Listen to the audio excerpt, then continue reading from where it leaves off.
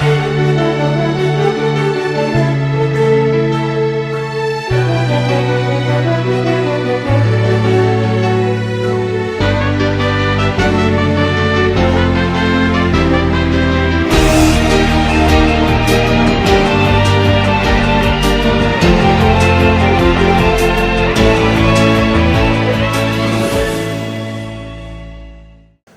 a començar una altra tanda d'això que en diguem espurnes, que ja us hem explicat que eren comunicacions d'experiències, comunicacions breus, més o menys d'experiències de gent que està pel nostre centre de Vic. L'últim que ha parlat ha sigut en Lluís, que ha dit hauríeu de pujar tots. Us ben asseguro que és veritat, Les coses es veuen de manera molt diferent.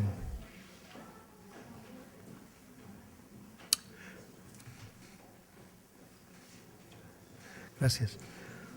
A veure, començarà en Josep Parés.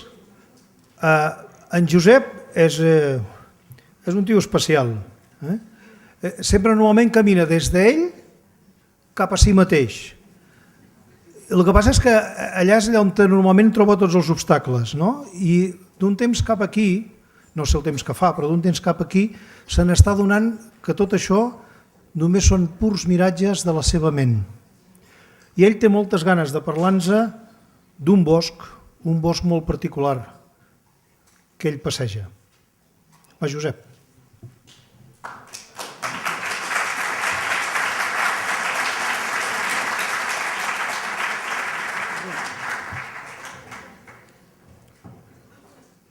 Bon dia. Sí, el Jordi diu que m'agrada passejar i la veritat és que és com si fos un altre centre. A mi m'agrada el bosc, estimo el bosc i estic feliç en el bosc. Jo crec que és meravellós veure un bosc net, endreçat, caminar lentament sobre una esponjosa herba, voltejat d'arbres, alts, forts, valents, ben arrelats, plens de fulles de moltes tonalitats, que quan penetren els raigs de sols donen sortida a multitud d'espurnes de tots colors imaginables. Pots escollir innombrables camins que et porten a tot arreu, acompanyat d'olors que perfumen tot l'entorn, i també molts animals, grans, mitjans, petits, diminuts, tots fent el seu camí.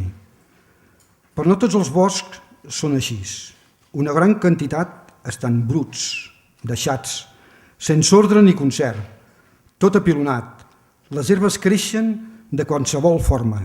Els arbusts, amuntegats, uns sobre els altres, intenten sobreviure en aquesta marabunda de vida selvàtica. No hi ha camins ni dreceres. No pots arribar enlloc. Tot és molt confús i fosc, més o menys com els meus pensaments. Faig un repàs de la meva ment i m'adono que és molt semblant als boscos bruts i deixats. Voldria que fos com un bosc net i polit, però no hi ha manera.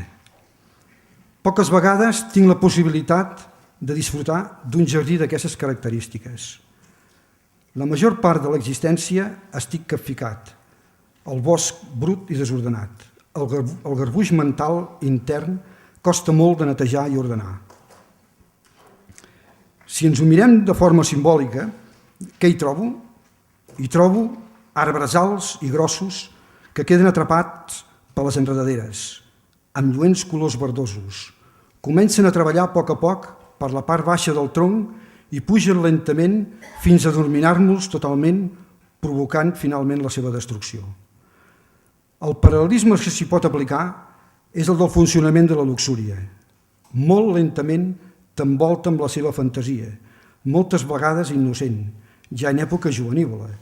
Comença pels peus, ens dirigeix envers situacions cada cop més atraients, ens atrapa en les parts sexuals, ens embolcalla com una planta d'alegres colors verds i a poc empresona tot el cos, fins a arribar als pensaments, on la ment queda presonera dels ramatges que tapen els ulls, la boca, les orelles, etc., fins a ser dominats pel seu poder capritxós i esclavitzador, que ens fa dèbils i vulnerables. En aquest garbuix del bosc, un dels matolls més abundants i més coneguts, sens dubte, és l'ortiga, també de fulles de colors verd, dentades, amb finíssims pèls, que sense cap mirament et refreguen les cames, genolls i tot el que troben. La pell humana al descobert queda marcada, provocant una forta coïssor que es va profunditzant quan més rasco la part afectada. Això és el mateix que em passa amb l'ira. Quan més furgo, més profunda és la ferida que em produeix, deixant un record en forma de butllofes durant molt de temps. D'altra banda, en el bosc brut també hi trobaré molts esbarzers o bardisses, plantes espinoses, carregades de punxes, mortificadores, que penetren amb molta intensitat, atrevessant, sagnant, mans, braços, cames, tot el que se'ls posi pel davant, punyent com l'odi i l'enveja que en les seves múltiples ferides no em deixen avançar amb el treball. Una de les coses, però, que més em temo és perdre'm dins del bosc i no trobar la direcció del camí. Quan em perdo, surt la por i comencen a sortir les meves carències. Em culpabilitzo del meu error.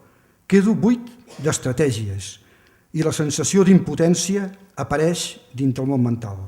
La por dona pas a la soledat, prenent poder als aperraments psicològics. La foscor penetra per tot arreu i t'adones que no veig on trepitjo, on poso els peus. Començo a veure un temps d'inseguretat. La por s'ha instal·lat dintre meu i no tinc el domini dels moviments. La visió no em serveix de res. La nit s'ha apoderat de tot el meu entorn. Estic desarmat. No puc donar un pas sense saber què m'està passant. On estic? He perdut el meu control. Por a la perdició. He perdut el món de la llum. Però si hi ha quelcom que recordi de les estades del bosc, és sense dubte les companyies que m'hi enganxen, quasi sempre. Són les mosques i els mosquits. Sempre apareixen quan menys les esperes, molestant en aquestes i altres circumstàncies. Quan més tranquil vols estar, quan busques una interiorització, va i surt una mosca. Amb el seu aleteix et posa nerviós, fins que cops de mà o el que tinc intentes desfer-te de l'enemic. Però m'he adonat que aquests animalons que pensava que només servien per emprenyar poden tenir una altra opció. He arribat a la conclusió que si hi són és per alguna cosa en concret.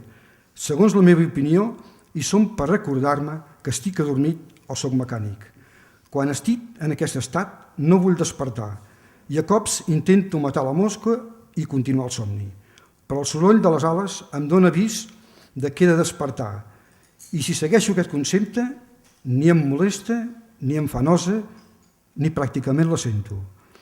Cada cop que sento el soroll d'una mosca o mosquit, haig de recordar-me que estic adormit i m'he de despertar. De fet, cada dia tinc molta feina. He de recordar-me que haig de fer neteja al bosc. Cada dia s'ha de treballar, de segar les herbes que creixen massa, de podar les branques que em molesten, i que quan surti a caminar regar les flors que estiguin al meu abast. De vegades em pregunto, però és necessari tenir sempre el bosc net, polit i controlat? I si pogués passar pel bosc brut, sencer, que no em molesti perquè està brut? Part del camí potser és acceptar que puc caminar tranquil·lament tant en un bosc net com brut. Però el que més m'agrada és trobar les petites fonts d'aigües pures i cristal·lines i els rierols que voltegen i donen vida a tota la fauna i la flora del bosc. Petites fonts en les que em costa molt ajupir-me i ser capaç de veure unes gotes d'aquesta aigua de vida. Ser capaç d'agenollar-me davant una nova experiència per intentar sortir de la foscor. Aquesta visió del bosc no hagués estat possible anys enrere, ni tampoc la relació amb el meu món mental. Molt de temps d'anar al bosc i mai m'havia donat d'aquesta perspectiva. El treball que fem al centre m'ha donat la visió per comprendre de forma totalment diferent el bosc i el meu bosc mental. Gràcies per escoltar-me.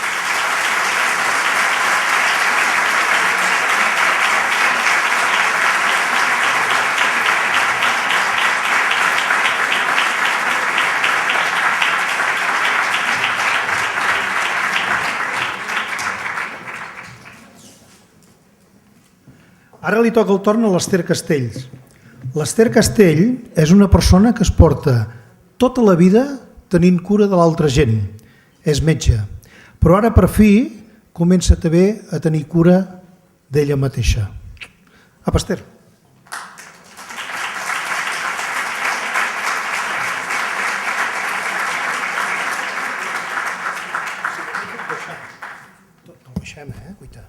Em sentiu? Sí. Bé, bon dia. Jo seré molt breu. O sigui, esteu acostumats a aquestes xerrades de bastanta estona. Jo seré molt breu. Quan ens van comentar, tota la gent que havíem acabat els 4 cursos, de dir si volíem fer alguna mena d'explicació sobre l'experiència, o sigui, el que ens havia reportat aquests anys que hem estat amb el centre, jo vaig pensar que una mica de feinada, perquè em costa molt sintetitzar i resumir. Llavors no sabia massa ben bé com explicar-ho, perquè a més també és allò, parlar a davant del públic i a davant de molt de públic, malgrat que ho he tingut que fer diverses vegades, la veritat és que sempre per mi és un repte, i més parlar d'aquestes coses tan personals. Aleshores, el que vaig pensar és que us llegiria unes breus ratlles que vaig escriure als meus profes, els profes del centre, que els hi vaig donar quan vam acabar aquests 4 anys, i que, d'alguna manera, resumeix una mica el que sento. Ja us dic, és molt curtet. Diu així: recorda sí, efecte mirall, autoobservació, fer-ne l'experiència, consciència dormida. Què volen dir aquestes paraules? Fa 4 anys hauria arronsat les espatlles. Ara sé, en mayúscula, el valor que tenen si es treballa seriosament. Us vull donar les gràcies per tots els consells, recomanacions, xerrades, pràctiques, ensenyaments, en definitiva per totes les hores que ens heu dedicat, perquè a poc puguem anar aprenent a saber qui som, què som.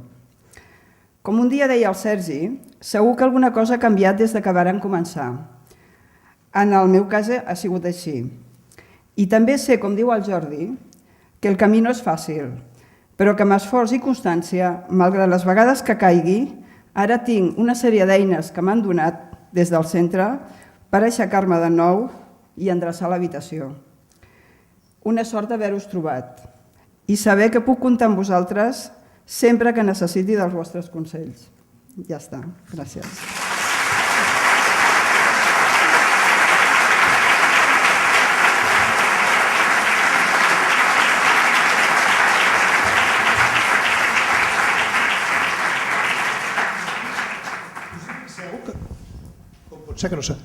Us hi fixeu que cada cop que aquesta gent li volen donar una flor, cada cop el dona més aquí. Tu, Lourdes, mira de posar-te aquí, perquè tothom té ganes de sortir corrent i al final ens farem mal.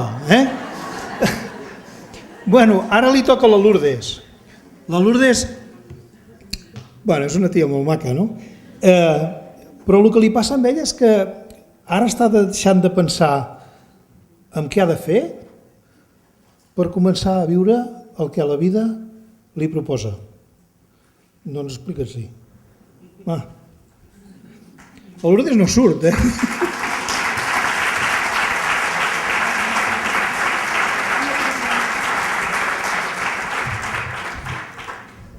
Hola, bon dia.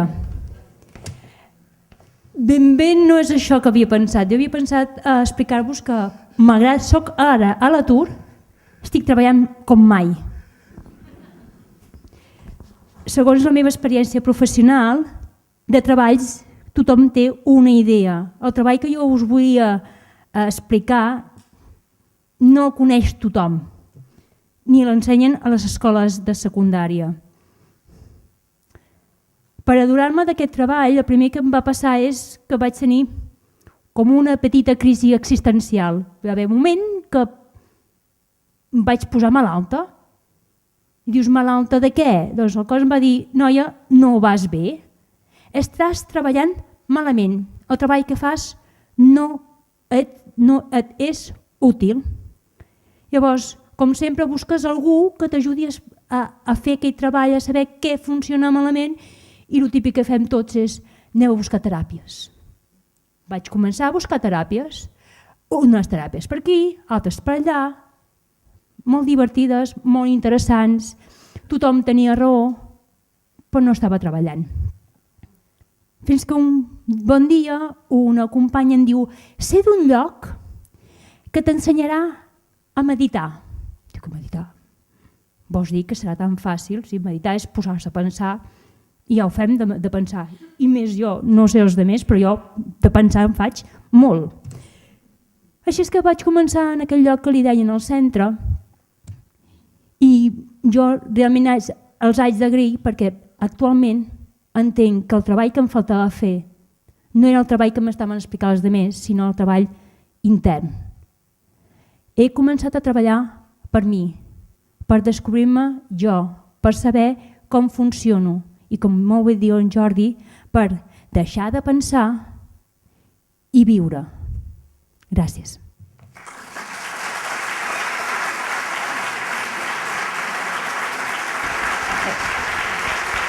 Espavilament.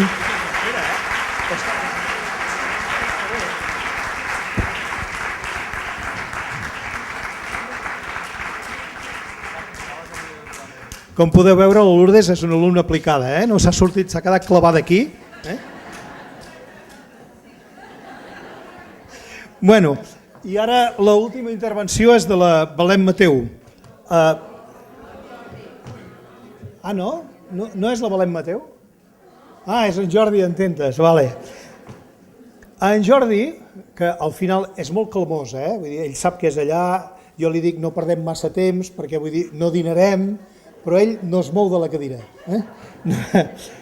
A en Jordi li agrada, quan parlàvem de dir, bueno, com ho resumiràs això? I ell em va dir, home, a mi m'agrada buscar les coses molt resumides i m'agradaria buscar una sola paraula que resumís tot això. I ell utilitza la metàfora de dir que és un joier, perquè també ho és de professió.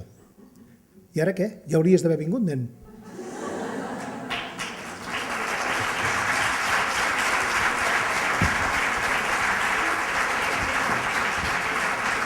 A eso se le llama saborear el momento,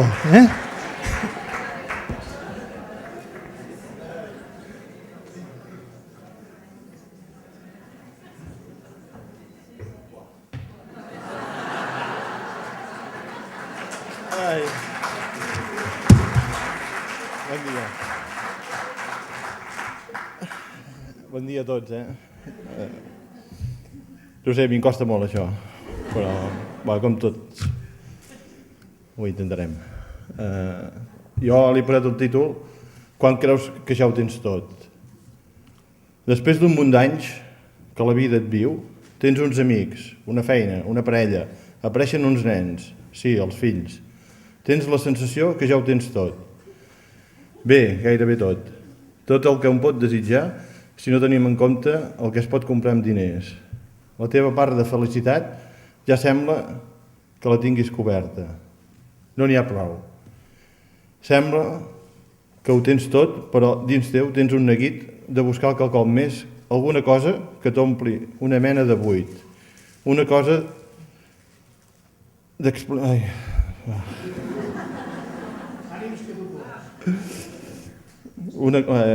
una mena de buit que costa d'explicar. Potser casualitats, però ha arribat el dia. Saps que vols fer alguna cosa, però no saps què, ni on, ni amb qui. La busca comença. Vull fer meditació o alguna cosa semblant.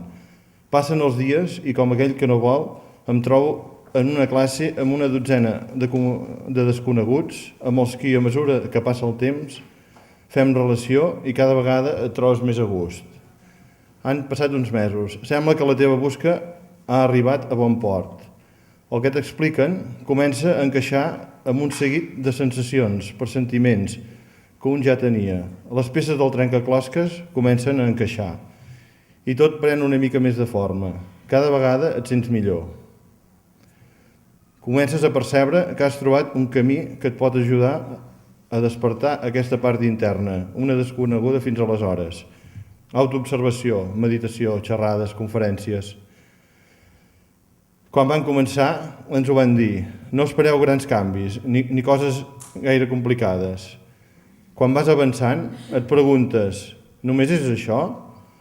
I ho acabes trobant una cosa molt més natural del que et pensaves. El que està clar és que un cop comences, et va fascinant i sense adonar-te'n et fa avançar en aquest camí. Al principi sembla que no hagi de canviar res, tot va molt a poc. El teu entorn percep quelcom, tu també, et comences a adonar-te que alguna cosa canvia. Veus i sents les coses d'una altra manera, et sents millor, amb més confiança, comences a entendre coses que abans no hi havies posat paraules, o entendre frases tan conegudes com la de Sant Agustí. Coneix-te, accepta't i supera't.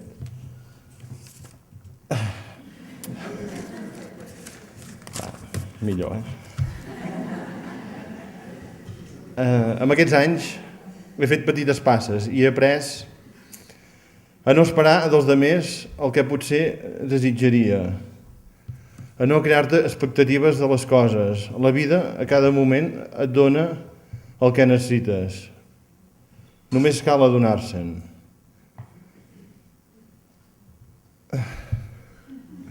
A que no cal preocupar-se. El que ve és el que ha de venir. T'adones que les coses passen i han de passar. A no patir. Bé, és el que... No és que deixis de patir. Deixes de patir d'una manera. A no patir per patir. Tots tenim dret a no patir. Per mi, una gran frase que m'ha ajudat força. A veure les coses en 3 dimensions, que dic jo, en adonar-te que ets aquí, a percebre els detalls, a gaudir de la vida, a gaudir dels moments. La vida és més senzilla que el que ens exigim. També estalviar energia. M'he tornat un xic ecològic. Bé, ho estic intentant. A no malgastar energia en coses que són necessàries com criticar els demés, discutir de coses que desconeixes, a reduir la xerrameca del cervell, a preocupar-te de coses que realment te n'has d'ocupar, a descobrir de la vida que no és només una escola on hem vingut a aprendre alguna cosa, cadascú la seva. No cal agafar-nos molt en sèrio, però amb una certa constància, a descobrir que la vida no és més que un joc que podem jugar o no, però la vida continua. Per tant, val la pena provar-ho i viure amb una mica més de consciència. Aprendre que per més que t'expliquin, la feina si no la fas tu, ningú la pot fer per tu. Ni a creure que la culpa sempre és dels altres. Des que vaig començar aquest camí m'han passat moltes coses i, bueno...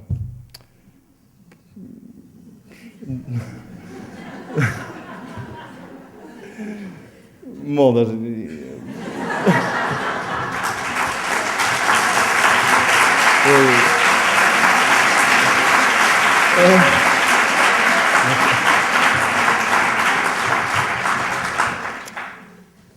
Bueno...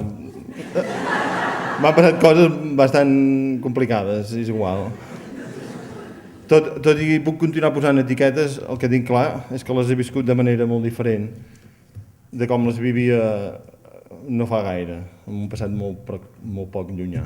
Per això encoratjo a començar o continuar treballant en aquest camí espiritual, ni que sigui treure-hi el nas. Doncs un cop comences, mai tornes a veure les coses de la mateixa manera que les veies.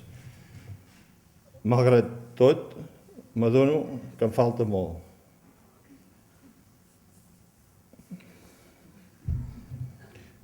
És igual, no vaig al final.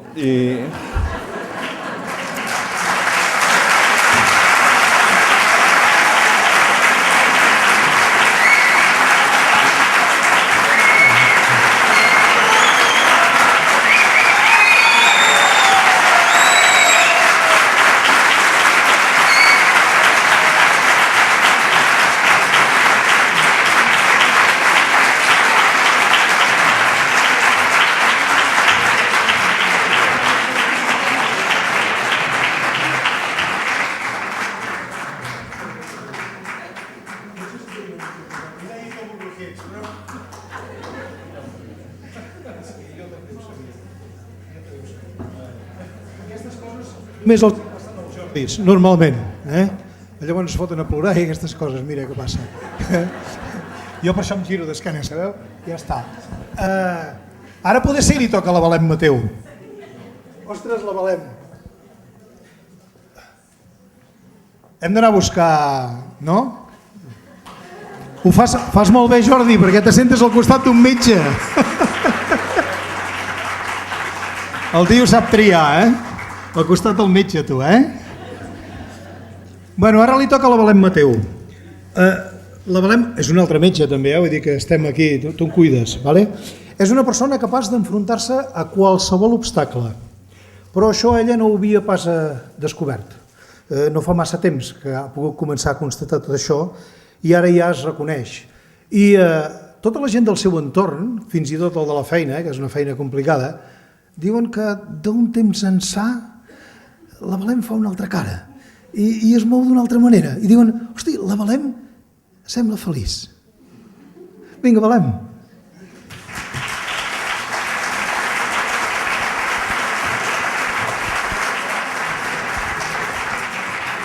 Ai, hola? Podeu buidar la sala, si us plau? Primer de tot, ens presentem. Nosaltres som una mena de comunitat. Som la Betlem, Mateu i Carralero. No sabem si som 70.475, sent amunt o sent avall, perquè som tants, tan ràpids i tan subtils en ocasions que encara és hora que ens haguem pogut identificar tots i cadascun de nosaltres. Ens han demanat que expliquéssim què és el que ens portem de la nostra estada a l'escola durant aquests 4 anys. Per començar, ens emportem això, el fet d'estar aquí davant de tots vosaltres. Nosaltres, que vam mantenir-nos com a espectadors durant els Oscars. I ara encara no sabem per què vam decidir no fer la pel·lícula o per què no vam decidir fer-la. Però veieu? Aquí estem. No en volíeu? Doncs teniu 3 tasses. I és que si alguna cosa queda pendent, tranquils, que si la mare no us hi fa pensar, ja ho farà la recurrència. Això és de quart, pels que no ho sapigueu.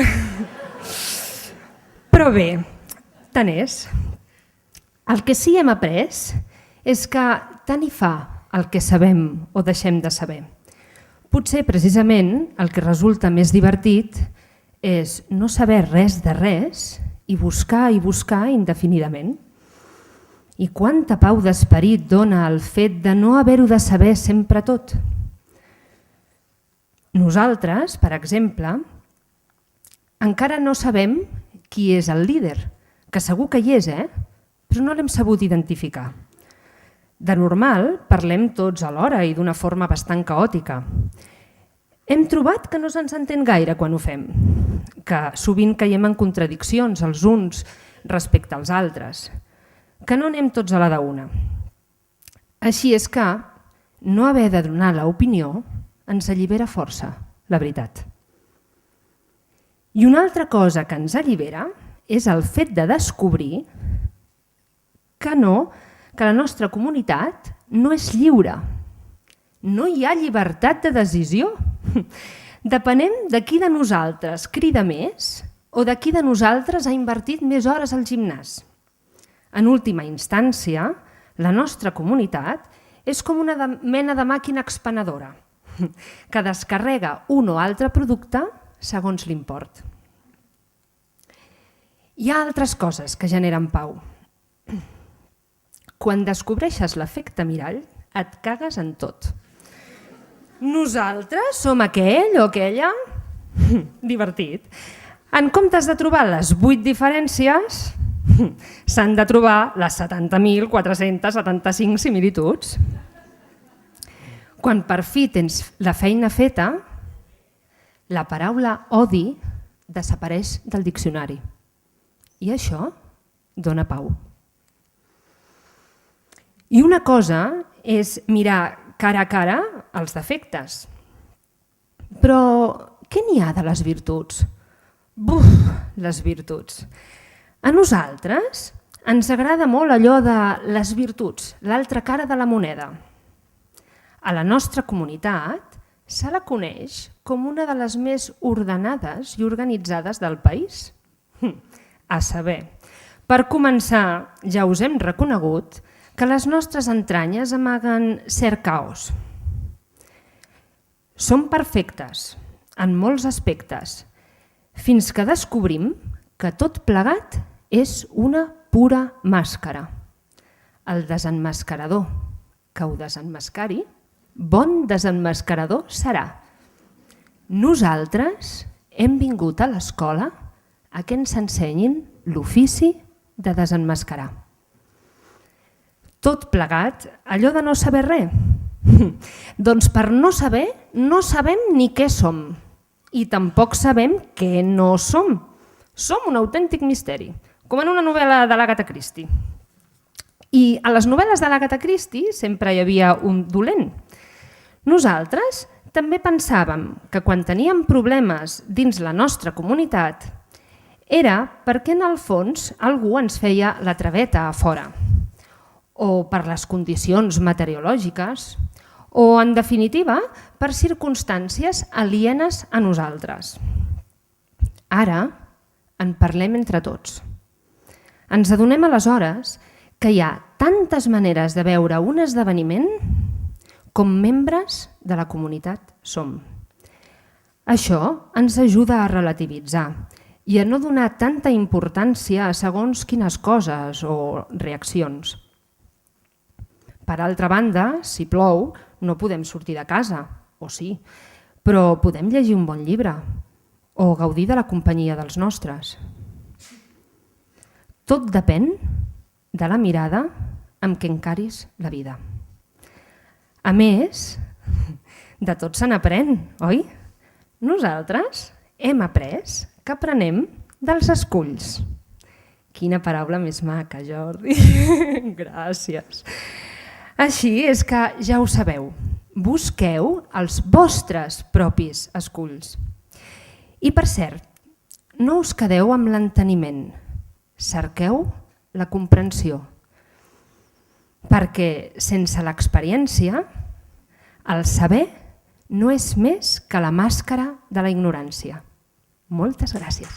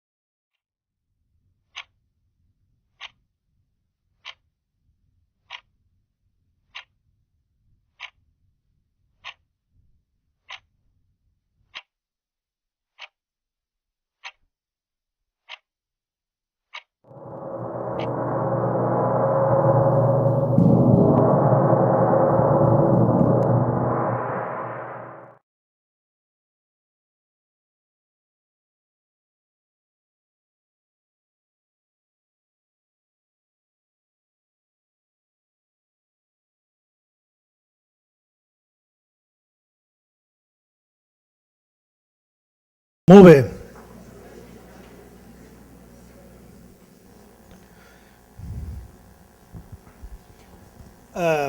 Abans deien que si volies saber alguna cosa havies d'anar a Roma. A mi el meu pare sempre em deia, si vols saber, vés a Salamanca. Avui en dia, si vols saber alguna cosa d'algú, has d'anar a internet. Per tant, si voleu saber coses del proper conferenciant que ve de l'Escola de Barcelona, busqueu a internet. Us ben asseguro que trobareu coses francament interessants. Els que vàrem acudir a l'últim congrés a Barcelona l'any passat, ara fa un any, i vàrem tenir la sort de poder-lo escoltar, probablement en parlaríem moltes coses, però poder coincidiríem en que, de la manera en què parla, destila que és capaç de combinar de manera perfecta el que pensa, el que sent i el que fa, tenint com a centre de gravetat tot el que es relaciona amb l'alimentació en totes les seves vessants. Us deixo amb en Bernat Benbassat, que ens parlarà de la cadena alimentària. Bernat.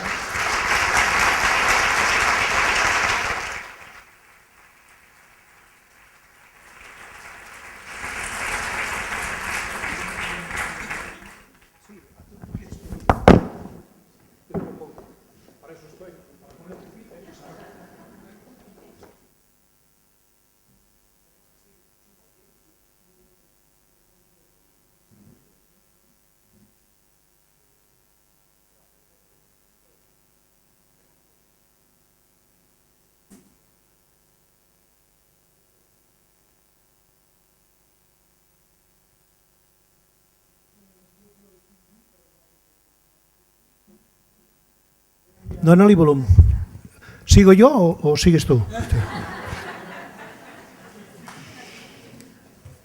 Bueno, estreno las conferencias en castellano porque en catalán sería demasiado divertido para vosotros.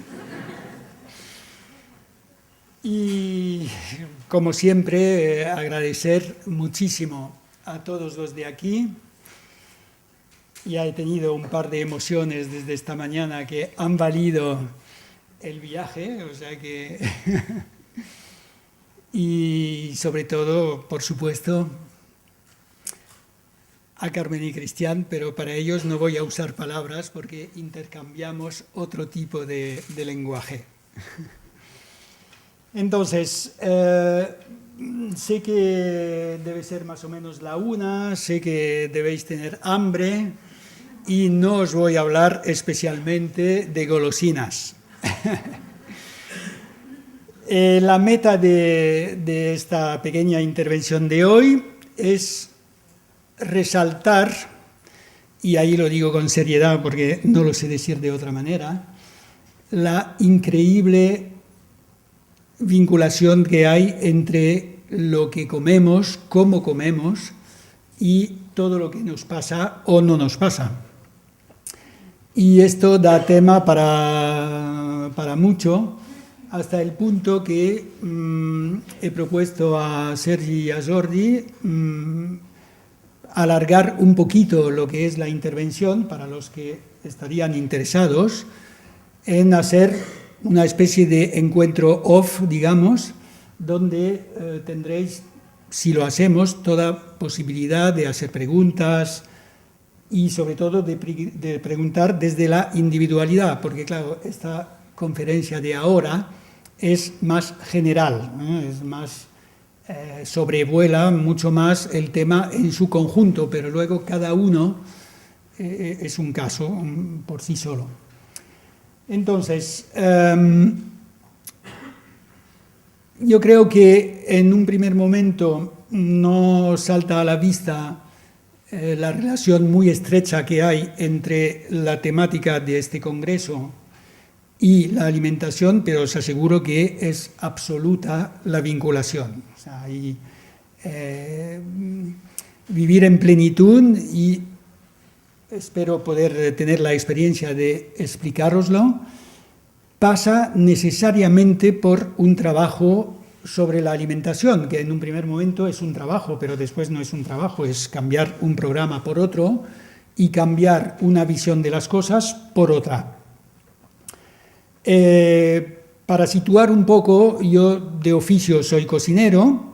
Desde que estoy en España, la cocina productiva ha pasado en un segundo término, porque me he dedicado rápidamente, desde el año 84, a la enseñanza, después al asesoramiento, y la tercera, digamos, fase de esta vivencia profesional pasa por la salud. Las circunstancias han hecho que he tenido una formación en macrobiótica que ha tenido un impacto muy fuerte en mi manera de concebir, enfocar, enseñar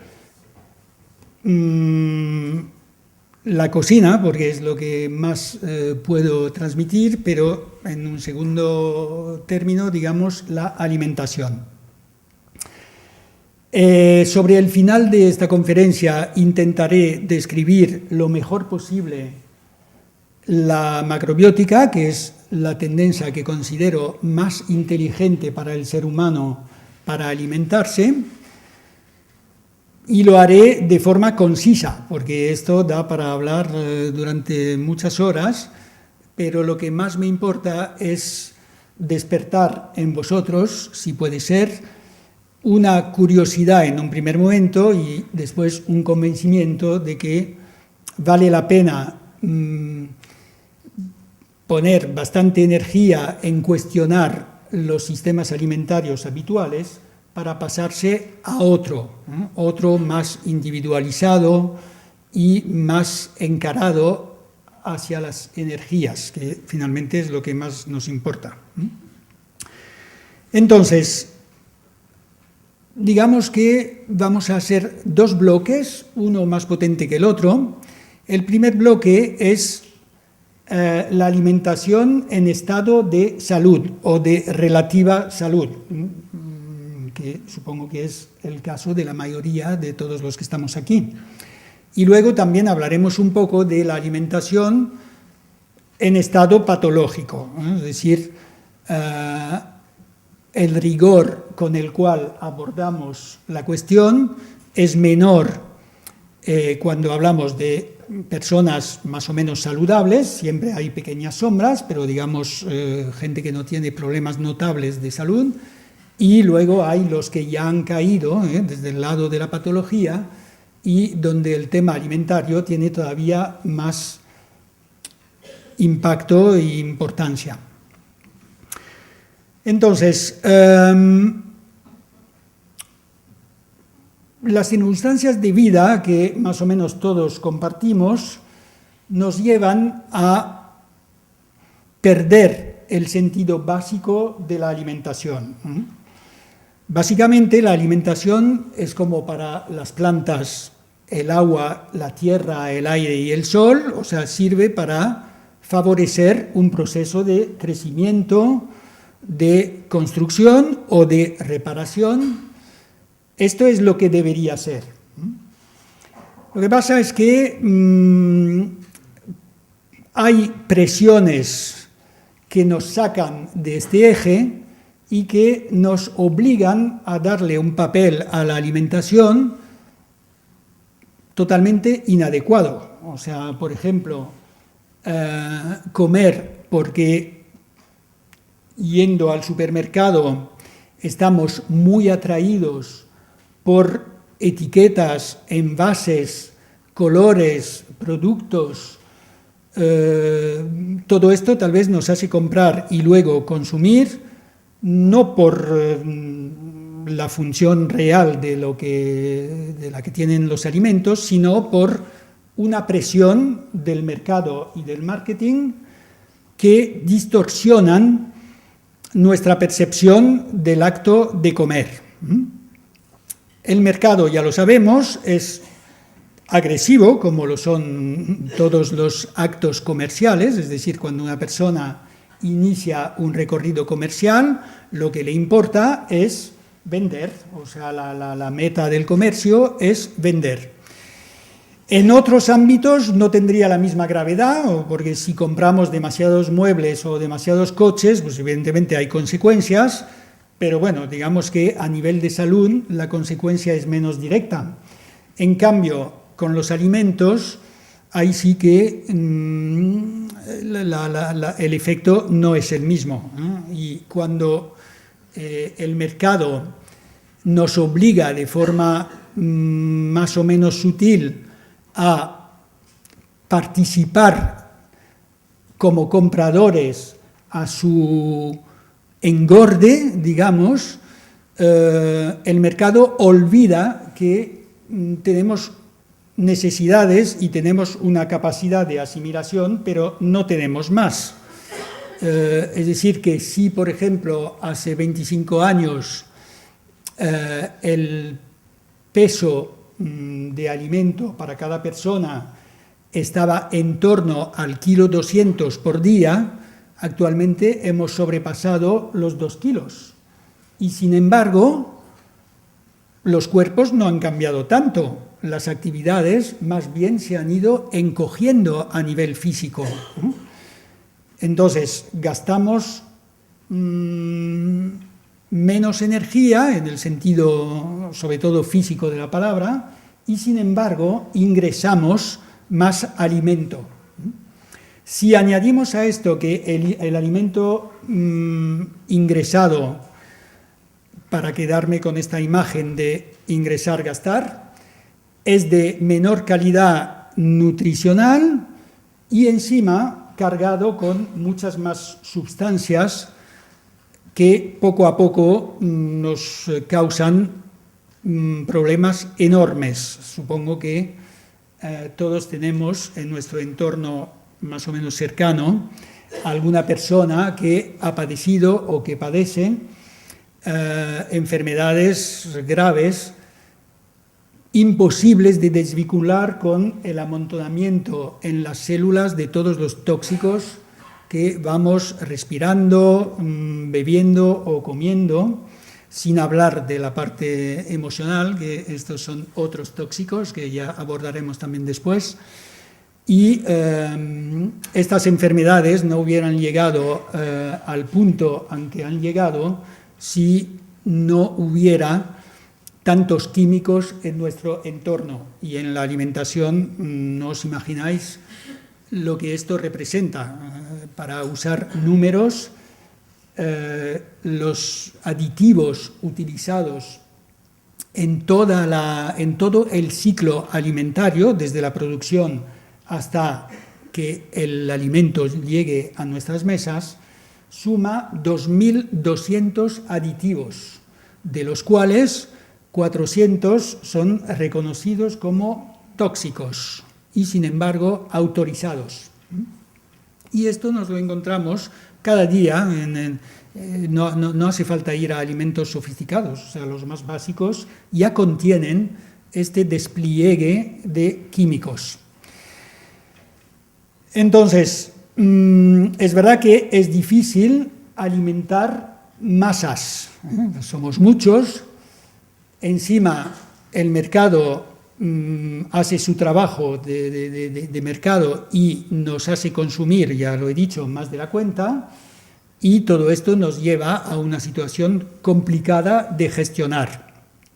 Y uno de los propósitos de mi intervención es de hacerse consciente que si no remediamos a esta situación individualmente, colectivamente será muy difícil porque los intereses de estos grandes grupos alimentarios y farmacéuticos, a través de los aditivos, su interés es colocar sus productos, por lo cual somos nosotros quienes tenemos que hacer una especie de slalom entre los escollos que constituyen los alimentos, es decir, elegir entre los menos peores, porque alimentos en perfecto estado es muy difícil, incluso los llamados ecológicos, o sea, no es tan fácil que un producto esté totalmente exento de químicos, pero sí que todavía tenemos la posibilidad y la capacidad de reducir al máximo esta lacra que constituyen los químicos en la alimentación. Una manera de conseguirlo, aparte de elegir los alimentos un poco más en función de su calidad natural, digamos, es de reducir el consumo. Sé que esto es un poco complicado de concebir, sobre todo sin una preparación previa, pero poco a poco yo creo que las circunstancias nos obligarán a tener en cuenta este factor.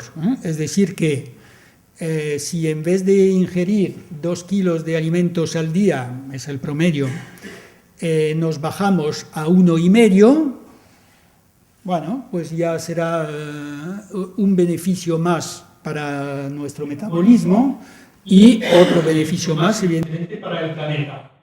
De esto no vamos a hablar ahora, porque no es lo que toca, pero también es una cuestión que no hay que perder de vista, que este consumo desbocado es insostenible. O sea, esto no podrá durar. Entonces, también hay que decir, para explicar un poco el sobreconsumo que hay actualmente de alimentos, la época en la cual estamos viviendo, digamos que ayuda nuestro subconsciente a aumentar un miedo básico, o sea, un miedo instintivo, que es el miedo a la hambruna, el miedo a faltar. Aunque la situación no sea así objetivamente, no quita que en el discurso, en la comunicación cotidiana que pasa por la prensa, la televisión, la radio, o sea, todos los medios, cada vez hay algo que tensa más la cuerda. O sea, hay intentos de relajación, hablando de logros, hablando de progresos, hablando de que la crisis se ha acabado y tal, pero las personas no lo vivimos así. Yo creo que sin querer provocar depresiones ni mucho menos, la situación es un poco preocupante, sobre todo porque no todos la abordamos desde el mismo ángulo. Y esta sensación de que todo va mal, todo va mal, todo va mal, es imposible que no tenga una incidencia sobre el subconsciente y el alimento. Es decir, hay una especie de prisa, de necesidad de comer más, sobre todo comer, porque es lo que más hace sufrir cuando falta, y es tal vez uno de los factores, digamos, de este consumo exagerado que se hace actualmente de alimentos.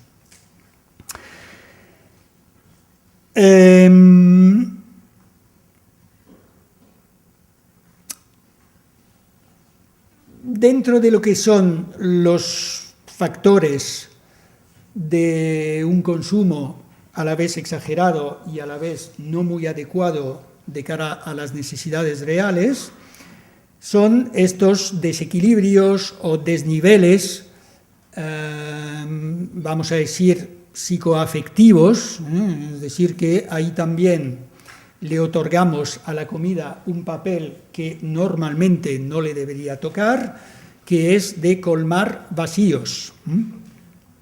Entonces, como mucho, la comida debería colmar, y aún a media capacidad, un estómago vacío, pero no otros tipos de vacíos. Y sin embargo, ya sabemos que muchas veces de las que nos ponemos a comer, primero no hay auténticamente hambre, lo que se llama hambre, que todos sabemos lo que es cuando hemos hecho una excursión en montaña o cualquier cosa que nos haya agudizado la sensación de hambre, pues la mayoría de las veces cuando nos ponemos a comer no hay esta hambre, o sea, hay un hábito, una costumbre, o una hora, o unas ganas de romper con una sesión previa que nos ha tensado o que nos ha puesto en situación de inseguridad, pero pocas veces es el auténtico hambre que motiva el hecho que comamos.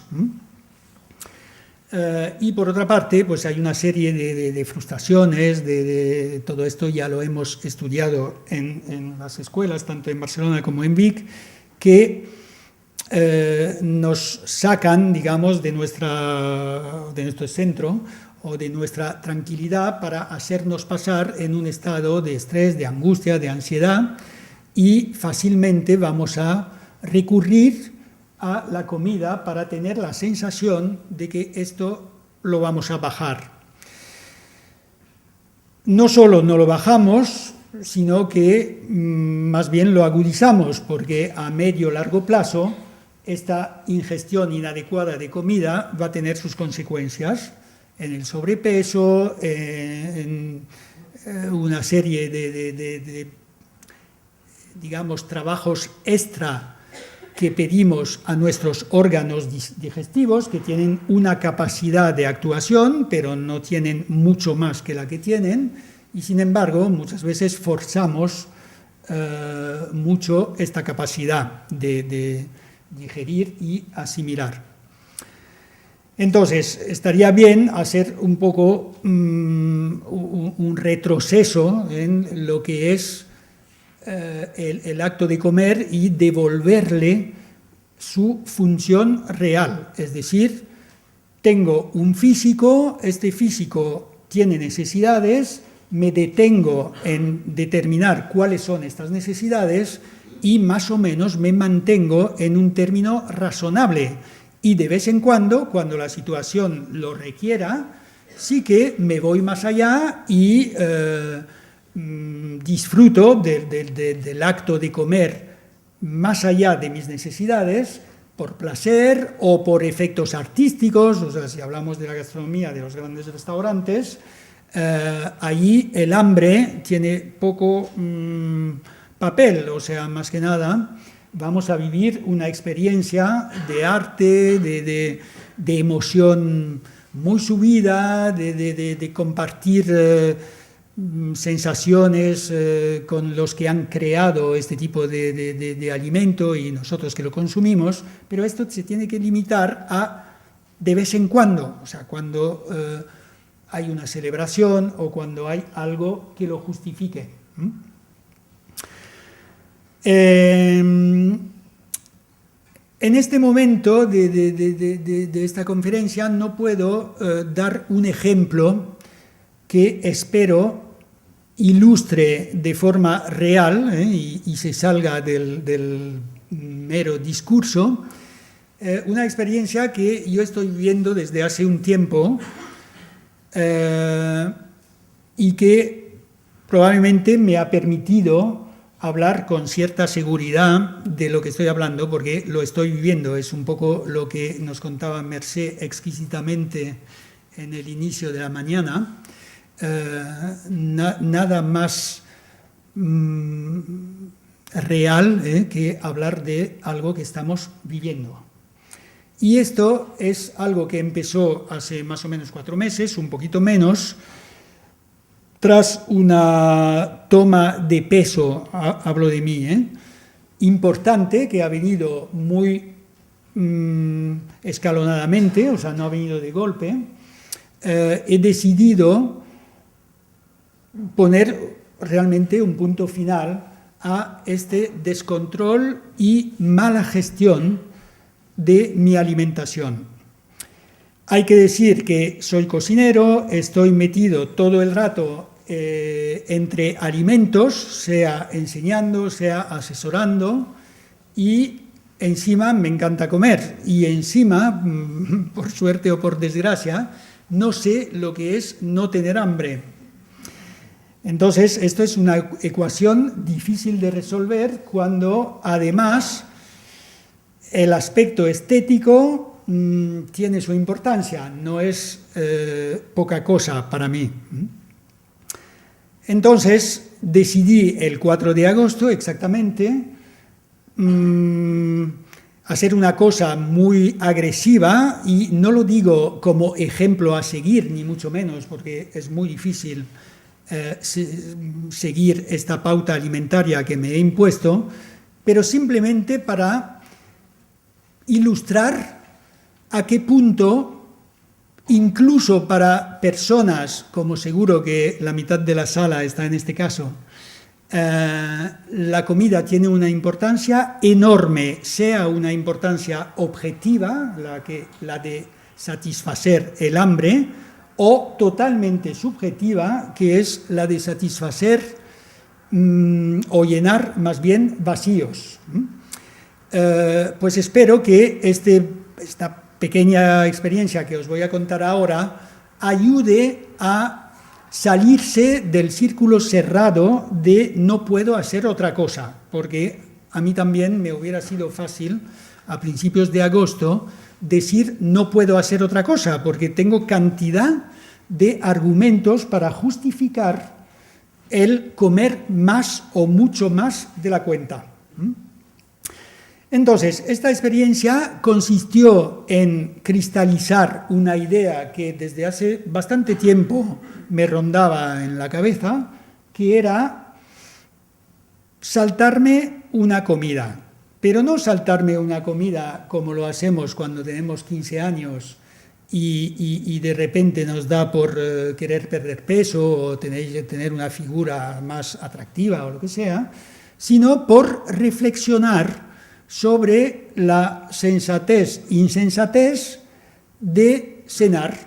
O sea, de repente he visto clarísimo que cenar era un hábito en el sentido profundo de la palabra hábito, es decir, que es un mecanismo, o sea, no se corresponde en realidad a una necesidad, tanto como el desayuno y la comida del mediodía, que estas dos ingestiones de alimentos sí que tienen sentido, porque necesitamos poder gastar lo que vamos a tener que gastar, y para esto hay que ingresarlo.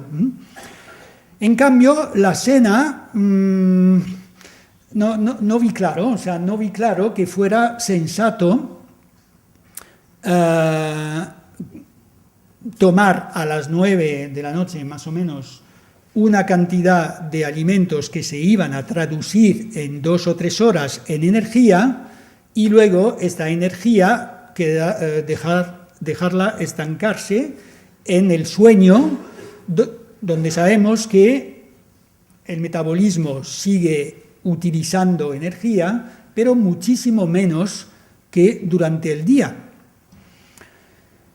Y pensé, bueno, esta es la mía, o sea, es el momento de poner a práctica esto, sabiendo que iba a ser cruelmente difícil, y os aseguro que no tengo palabras para deciros lo difícil que ha sido, de verdad, o sea, los 15 primeros días ha sido muy, muy difícil, pero ahora tampoco os puedo decir seguramente de forma suficientemente convincente el beneficio de esto, a todo nivel, y no hablo de la buchaca, hablo de beneficio bastante más potente, tanto a nivel físico, esto por descontado, como a los demás niveles que más nos interesan en estas escuelas, que es el pensar más suelto y de manera más controlada, en el buen sentido de la palabra, y acceder tal vez a estados emocionales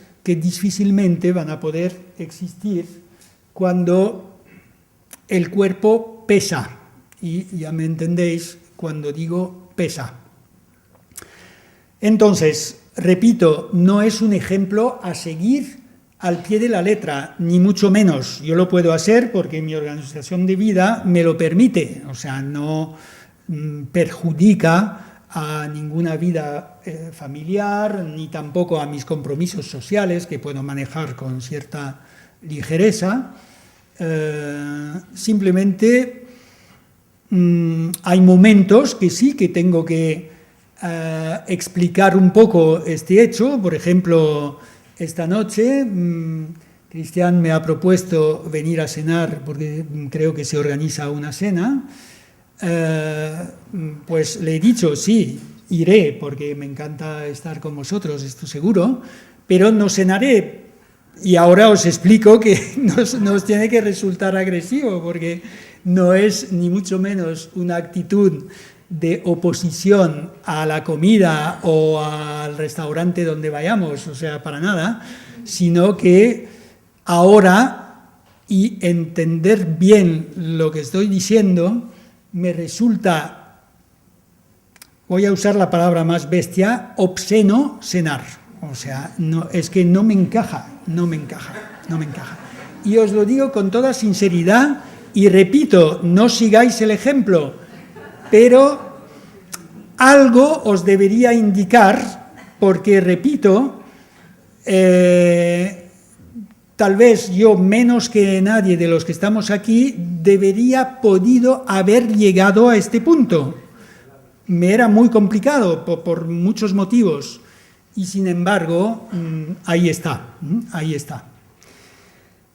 Entonces me veréis con un vichy, esto sí, pero no más que esto.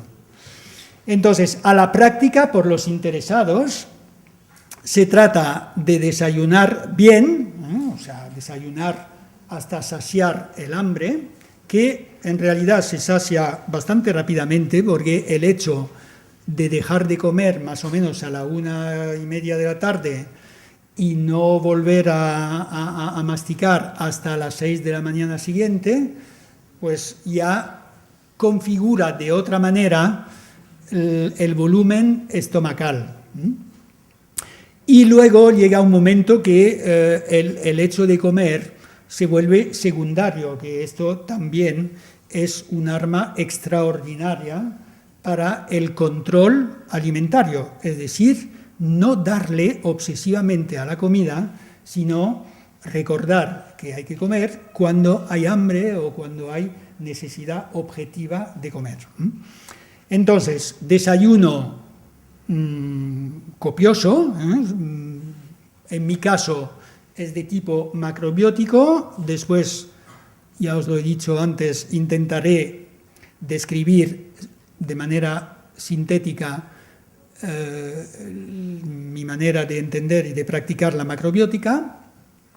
Después, más o menos sobre la 12:30, 1, comer también de tipo macrobiótico, pero ampliando un poquito más el consumo de proteína animal, porque yo he observado que me sienta bastante bien, y cepillarme los dientes a la 1:30 y volver a cepillármelos a la mañana del día siguiente. Y esto no os puedo describir la calidad del sueño, la ligereza que es suprimir una comida, o sea, en este caso la cena, el coñazo de toda la programación, la organización y encima la mala conciencia, porque excepto los que tenéis aquí un metabolismo extraordinario y un desapego de cara a la comida, porque seguro que no todos somos obsesionados con la comida, ya vivís esta situación, pero para los que no estamos en este caso, aligera muchísimo todo, o sea, todo. Y a nivel de salud, pues no os cuento, o sea, es un cambio radical, y esto que no creo que tuviera problemas decibles, digamos, de salud antes de empezar esta dieta, pero ahora es, no sé, o sea, yo nunca me he sentido así. Entonces, lo que hay que recordar y retener de todo esto es lo importante que es cuestionar, al menos cuestionar, nuestra manera de comer, las cantidades, las proporciones, o sea, y también la proteína animal. Decir esto en Vic tal vez va a caer mal, pero no puedo no decirlo. Y sobre todo, hacer un slalom, como lo he dicho antes, entre los productos de mierda, no hay otra palabra, y por qué no decirla, y los productos decentes que podemos encontrar incluso en supermercados normales. O sea, yo estoy pegado cada 2x3 al Mercadona, os aseguro que no me han pagado para que diga esto, y en Mercadona hay cosas muy decentes, en plan de consumo básico. Bueno, pues espero que esto sea de utilidad. Antes de detallar tal vez un poco más la macrobiótica, porque se lo merece, no sé si hay la posibilidad de hacer preguntas y sobre todo si las tenéis, por mí encantado contestar. Y si no, paso a describir un poco la macrobiótica. ¿No? Vale. Bueno, la macrobiótica ha sido organizada por un japonés que se llama George Osawa, por necesidad, no voy a repasar todo el historial de este señor, pero digamos que una situación severa le ha obligado a reconstruir, digamos, su alimentación. Y la conclusión es que, por muchos motivos que no creo sea necesario explicar ahora y aquí, más vale ir a lo esencial y a lo más utilizable por vosotros, es conveniente tirar mucho más, o sea, no más, sino mucho más del reino vegetal que del reino animal. Es decir, que el reino animal en macrobiótica entra en una proporción mínima. Si os representáis la pirámide alimentaria macrobiótica, la puntita de arriba, o digamos un poquito por debajo de la puntita, allí están ni siquiera en un 5% las proteínas animal a base de poca carne y a base de todos los productos del mar, tanto animales como vegetales, es decir, pescado, marisco y algas. Las algas entran en más proporción. Entonces, la base de la pirámide alimentaria macrobiótica se compone de cereales integrales, prácticamente todos. Después vienen las verduras y las legumbres, y dentro de las verduras hay una pequeña clasificación, o sea, se prefieren las verduras subterráneas o las verduras, ahora he olvidado la palabra, ¿cómo se dice las serpientes? ¿Cómo van? ¿Cómo? Esto, o sea, las plantas que están a nivel del suelo. Y en, digamos, menos importancia, el resto de las verduras, es decir, las que van desde la tierra hacia el cielo. Las legumbres, todas. Después, las algas entran con peso y dentro de lo que son las algas hay de todo. Es decir, hay las algas con sabores muy potentes, un poco complicados para nosotros cuando no hemos estado acostumbrados a consumirlas. Y luego hay algas más transparentes, digamos, como la alga Isiki, por ejemplo, que tiene un sabor muy relativo, o sea, más que nada coge el sabor de lo que le rodea, pero por sí misma no tiene mucho sabor. Luego están las semillas, ya supongo que muchos de vosotros ya las consumís, o sea, las habituales, calabaza, girasol, sésamo sobre todo, lino también muy importante, y una de un poco más difícil acceso por precio y porque no la hay en todas las unidades de venta de este tipo de productos, que es el chía, que es una semilla parecida al lino, tiene la misma viscosidad o babosidad cuando se humedece, pero es más tierna, o sea, para gente que tiene dificultades en masticar, el chía tiene las mismas propiedades que el lino, incluso con más propiedades, pero es más fácil de masticar, no es tan resistente como es el lino.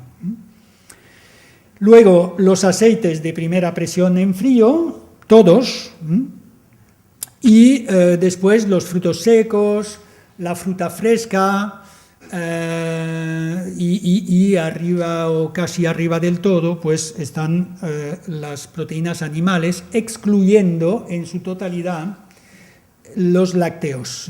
O sea, no, en macrobiótica no entran ni la leche, ni los yogures, ni los quesos frescos, ni los quesos semi, ni curados. No hay lácteos. Esto es la teoría, pero la parte extraordinaria de la macrobiótica, y si se lee un poquito entre las líneas del libro Biblia, si puede decir así, de George Osawa, que se llama El Zen macrobiótico y que os recomiendo, aunque tenga mucha información, a mi modo de ver, pasada de moda, o sea, fuera de lugar en cuanto a tiempo, la esencia es extraordinaria, y esta esencia se podría resumir en una frase que todos conocemos de memoria en las dos escuelas, que es: obsérvate y, considerando tu genética, tu morfología, tu entorno de vida y tu programa de vida, decide lo que mejor te conviene. Y esto es extraordinario, y que yo sepa,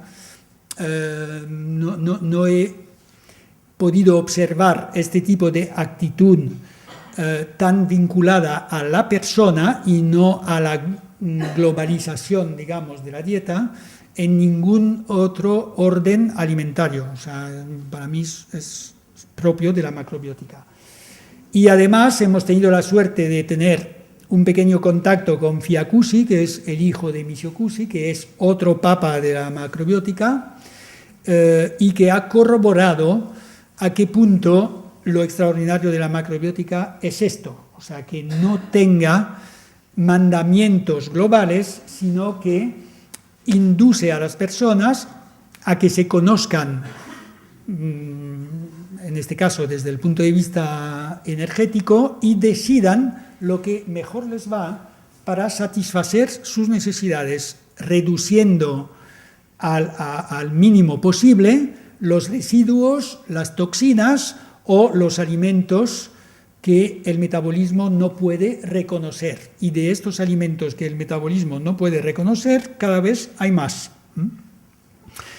Por ejemplo, todos estos pescados o mariscos de piscifactoría, que en gran parte se alimentan de los excrementos de los vecinos pescados, me refiero, esto no lo reconocemos. O sea, no hay manera de digerir estos excrementos, porque estos excrementos son de comida que se les ha dado a estos animales, que no les corresponde y que proviene de fuentes más que sospechosas. Ya sabéis que en los mataderos no se tira nada, todo se transforma en comida para animales. Entonces, si incluimos en este todo se recicla los intestinos tal como salen de los animales, pues esto es lo que comen después los peces o las cigalas, porque ahora la mayoría de las cigalas que tenemos en el mercado, tanto de España como de Escocia o de Irlanda o de Canadá, son de piscifactoría. O sea, cigala salvaje cada vez es más rara y cada vez lo será más. Bueno, pues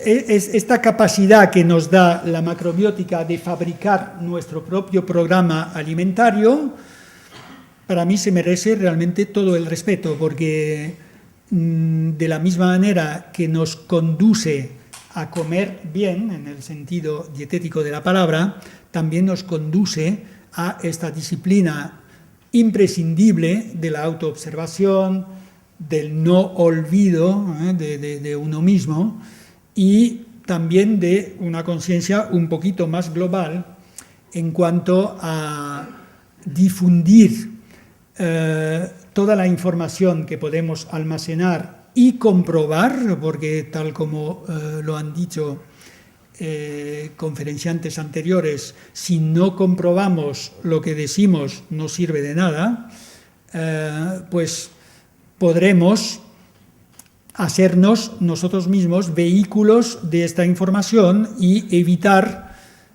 por la seducción y no por la imposición, que otras personas sigan alimentándose de cualquier manera y de cualquier manera, no solo con el resultado pésimo en la salud y en las energías, sino en la suerte del planeta, porque este planeta es una realidad, no es un cuento. O sea, si consumimos exageradamente o mal o ponemos en circulación productos que no alimentan la vida, pues poco favor le hacemos al planeta y a nosotros mismos, porque evidentemente es imposible desvincular unos de otros.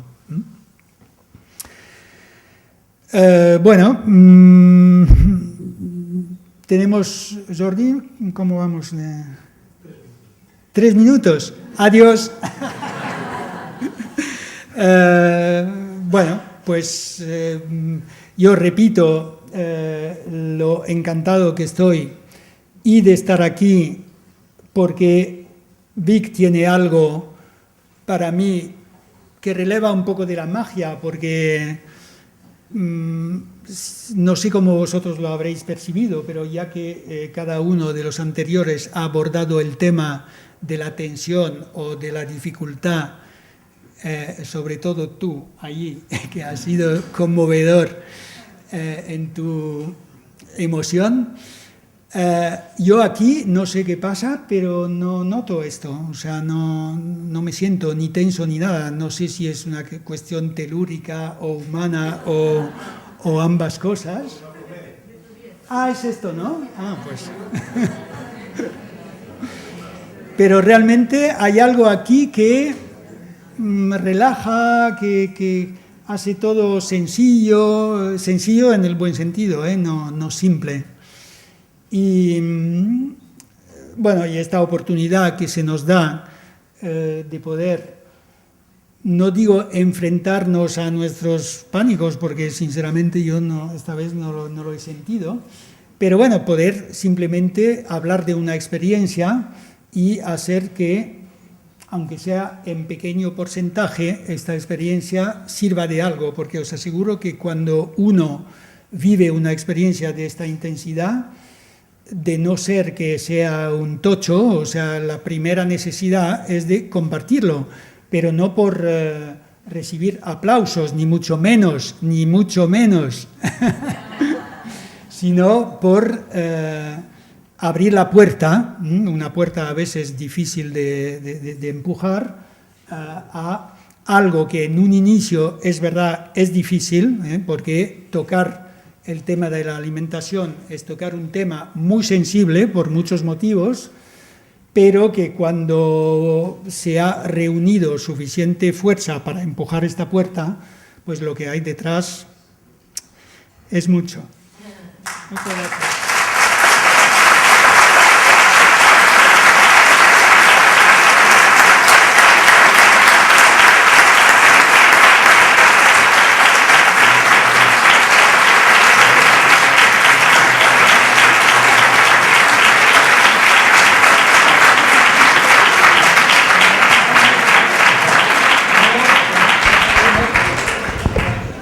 Ara farem la pausa per dinar. Els que us quedeu a dinar aquí al costat, recordeu que potser el menys important serà el que haguem de menjar, ja que el que realment hauria de prevaler seria aprofitar aquesta estona per compartir. Tingueu paciència si el menjar no arriba tan de pressa ni és tan bo per tothom com voldria. Ja sabeu que en principi no està preparat per entaular-se, però si podeu fer-ho, feu-ho.